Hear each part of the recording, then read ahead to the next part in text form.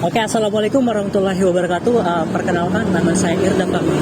Di sini saya akan membawakan tentang studi kasus permasalahan untuk ujian APTS tentang perusahaan atau usaha yang bisa mengalami kebangkrutan atau masalah kompleks lainnya. Jadi berikut adalah sebuah usaha yang dijalankan oleh sebuah usaha warung makan yang dimana di sini ada beberapa partner, yaitu 3 orang, dan 3 orang ini mempunyai bagian dan tugasnya masing-masing. Bisa disimak cerita berikut ini.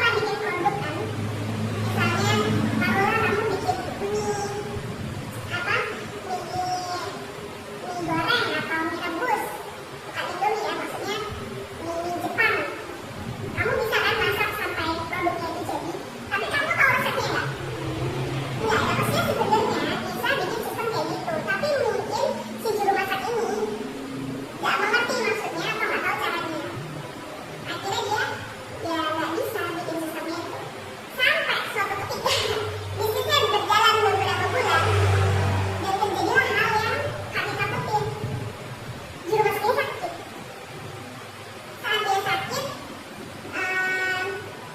ya kita rapat ya antar ini apa namanya, termasuk si pihak A juga nih, antara yang bersangkutan yang punya bisnis ini, kita rapat.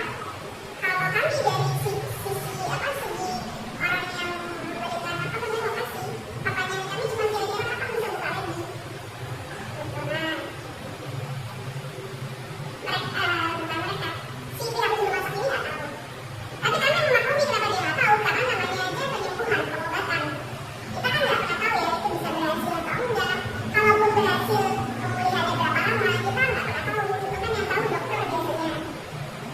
Jadi intinya sampai waktu yang tidak ditentukan, nggak tahu kapan dibuka. Nah ya sudah. Masa kan kita punya lokasi yang lumayan strategis, terus kosong sampai waktu yang lama dan tidak jelas kapan sampai waktu yang ditentukan, apa tidak jelas batas waktunya sampai kapan begitu.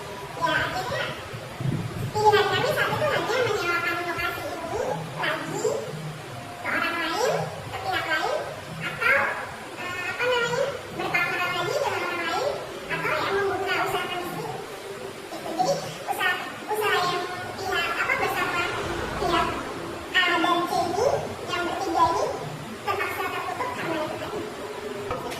Tidak bisa jalan tanpa satu orang. Hanya karena usaha apa warungnya ini hanya bertumbuh apa namanya mengandalkan satu orang ini aja. Dan satu orang ini dia nggak paham caranya bikin sistem.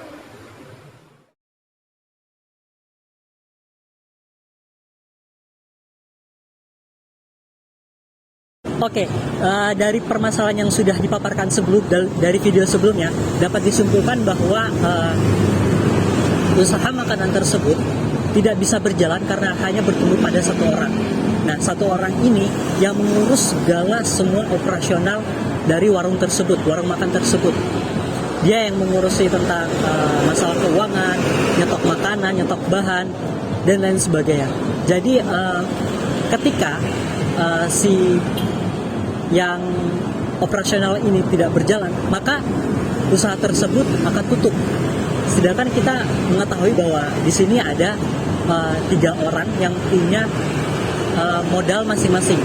Pihak A adalah modal uang dan pihak B modal tempat, yang pihak C adalah modal untuk bagaimana mengoperasikan warung makan tersebut. Tapi ketika misalnya warung makan tersebut tidak jalan, maka yang akan paling dirugikan di sini adalah pihak A dan B. Apalagi untuk pihak B, karena ketika warung makan ini tidak berjalan, tentunya toko akan tutup. Nah, ketika toko itu akan tutup, maka pemasukan tidak ada. Dalam hal berbisnis, tentunya ada beberapa masalah. Tapi ketika ini tidak buka, maka yang paling dirugikan adalah pihak A dan B. Sedangkan pihak C dengan beralasan bahwa dia membutuhkan waktu untuk recovery. Tapi dalam berbisnis tentunya ini jadi masalah, karena tentunya akan mengurangi sekali pemasukan yang diterima dari pihak A dan pihak B. Oke.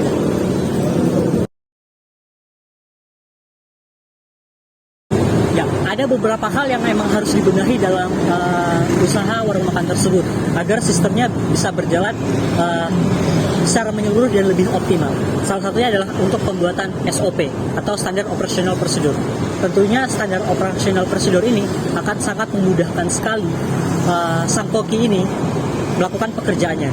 Jadi ketika misalnya datang customer yang membludak, maka akan membantu sekali si koki ini ketika dapat menangani customer yang begitu banyak. Dan tentunya juga di sini dituntut dengan pelatihan part-timer. Nah, part-timer tersebut itu dilatih bagaimana cara menyediakan sebuah makanan sehingga koki tersebut akan sangat terbantu. Tidak hanya dalam mencuci piring dan menyediakan minuman, tapi bisa membantu untuk membuat sajian makanan tersebut.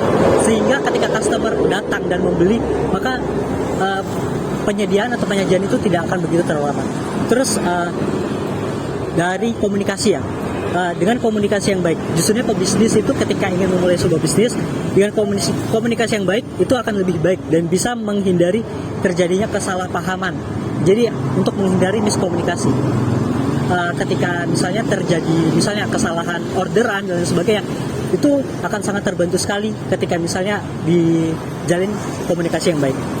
Terus pelayanan, dari pelayanan tersebut pelayanan yang berkualitas tentunya di sini diperlukan, karena dari pelayanan berkualitas di sini disebutkan ada beberapa pertimbangan seperti layanan yang cepat, menyenangkan, tidak mengandung kesalahan, atau bisa meminimalisir kesalahan pesanan ketika misalnya lagi banyak-banyaknya customer yang datang dan memesan gitu.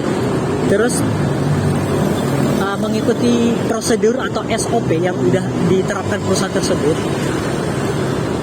Jadi untuk menghindari kesalahan, dan tentunya kerjasama ya, kerjasama untuk meringankan si koki tersebut. Nah, dari kesimpulan yang bisa dipaparkan tadi bahwa pentingnya sebuah sistem dari atas ke bawah tanpa ada ketakutan bahwa dari si pihak C ini ketakutan karena resepnya bakal dicuri sama entah part-timernya atau partnernya sendiri. Tapi dengan penggunaan SOP ini tentunya kita mengejar keefisienan dan keamanannya tentunya. Tentunya kita memerlukan selain makanan yang enak, kita memerlukan cara penyajiannya yang cepat. Tentunya layanan ini menjadi salah satu masalah penting juga selain rasanya ya. Jadi tadi adalah kesimpulan yang bisa saya dapatkan untuk penyelesaian masalah di warung makan tersebut. Mungkin cukup sekian, kurang lebihnya saya mohon maaf. Assalamualaikum warahmatullahi wabarakatuh.